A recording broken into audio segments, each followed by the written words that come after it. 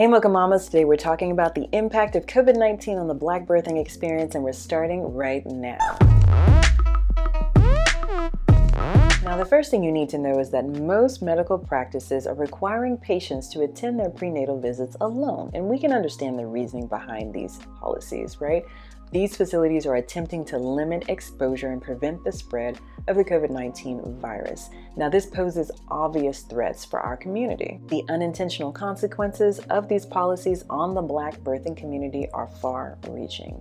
We're talking about a group that already has to fight to gain agency over their healthcare experience. We know how important support and advocacy is to improving the experience of the Black birthing individual. Not having your team or your support persons with you hinders your ability to advocate for yourself.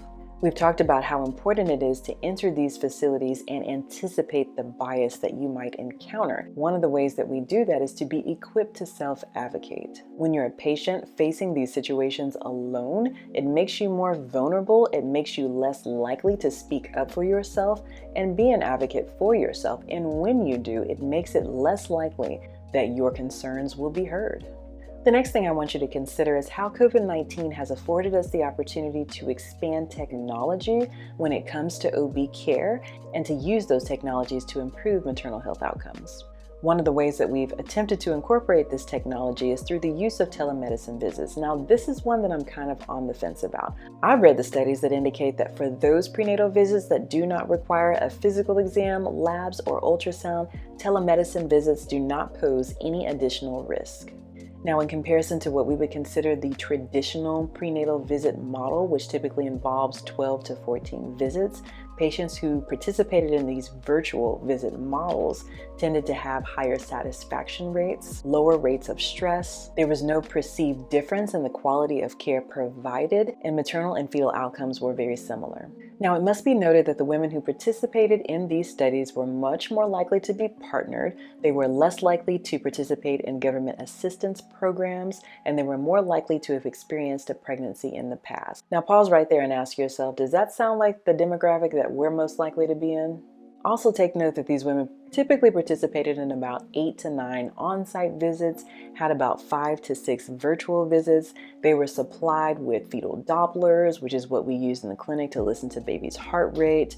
They were provided with blood pressure cuffs and smart devices like Apple Watches that were equipped with technology to monitor certain vitals like blood pressure or heart rate, and then that smart device would then send an alert to the wearer when your measurements got outside of a certain parameter so that that individual could then seek the services of their healthcare provider.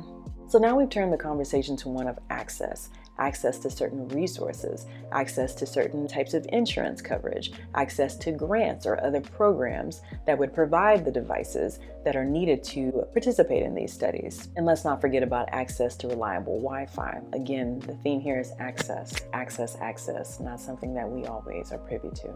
It must be said that this particular care model is only appropriate for the low-risk patient. And I propose to you that being a Black birthing person in our healthcare system marred by medical racism automatically puts you in a high-risk category. I will say it again, being a Black birthing person in the United States puts you in the high-risk category. Therefore, I propose to you that this virtual prenatal model may not be the best fit for us. We know that Black women at baseline are at increased risk for increased pregnancy complications, including preterm labor, preterm delivery, low birth weight, fetal mortality, hypertension, maternal mortality. Changing the frequency of prenatal visits and making them virtual may hinder early detection and the early interventions needed to help improve our outcomes. That's it for today, ladies. Come back next time when we'll be discussing the impact of COVID-19 on the labor and delivery experience. If you enjoyed today's video, be sure and hit the subscribe button. We'll see you next time. Take good care.